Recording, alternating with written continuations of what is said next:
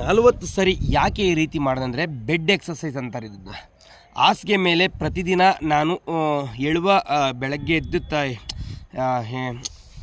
ಹೇಳೋದಕ್ಕೆ ಮುಂಚೆನೇ ಮಾಡ್ತೀನಿ ಈ ಥರ. ನೋಡಿರಿ, ಒಂದು ನಿಮಿಷ ಹಿಂಗೆ ಇಸ್ ಕೋಡ್ ಆಫ್ ಎಕ್ಸಸೈಸ್ ಅಂತ ನೋಡಿರಿ. 1 2 3 4 5 6 7 9 10 11 12 13 14 16 18 19 20.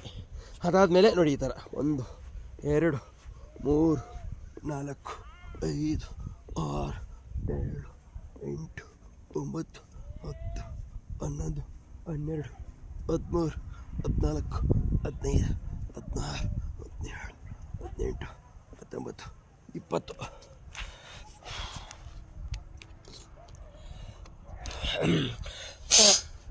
ಈ ರೀತಿ ಬೆಡ್ ಮೇಲೇ ಎಕ್ಸಸೈಸ್ ಮಾಡ್ತೀನಿ ನಾನು. ಅಂದರೆ ಹಾಸಿಗೆ ಮೇಲೇ ಮಾಡ್ದಲ್ಲ, ಕಾಲು ಎತ್ಕಡೆ ಈ ನಮಗೆ ಈ ಬೋನ್ಸ್ ಒಳಗಡೆ ಇರ್ತದೆ. ಗಾಡಿಗೆ ಲಾರಿಗಳಿಗೆ ಚಾಸಿ ಬರ್ತದೆ. ಆ ಚಾಸಿಗೆ ಎಷ್ಟು ಇಂಪಾರ್ಟೆಂಟ್ ಅಂದರೆ ನಮಗೆ ಬೋನ್ಸು ಅಷ್ಟೊಂದು ಇಂಪಾರ್ಟೆಂಟು. ಈ ಮೇಲೆ ಇರುವ ಚರ್ಮ ನಮಗೆ ಯಾವತ್ತಲ್ಲ, ಒಳಗಡೆ ಇರೋ ಬೋನ್ಸ್ ಇಸ್ ವೆರಿ ಇಂಪಾರ್ಟೆಂಟ್.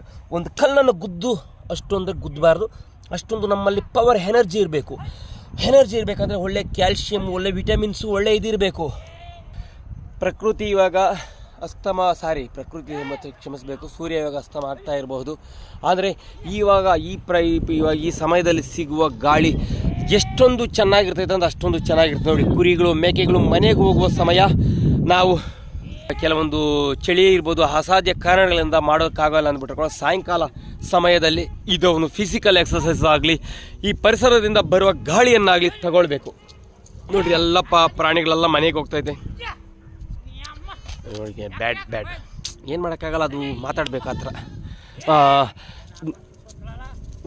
ವಸ್ತಾರ ಎಕ್ಕಡೆ పోతాయి పాపం అట్లే మా ఉట్కే తెలుస్తుంది.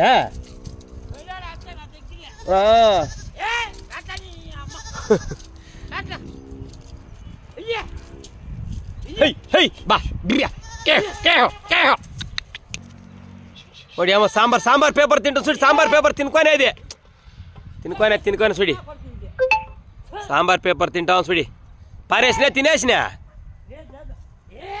ఎత్తులోగా కేదాన్ని ఏదో నాగిదాల పండ్లు సిక్కలేదా?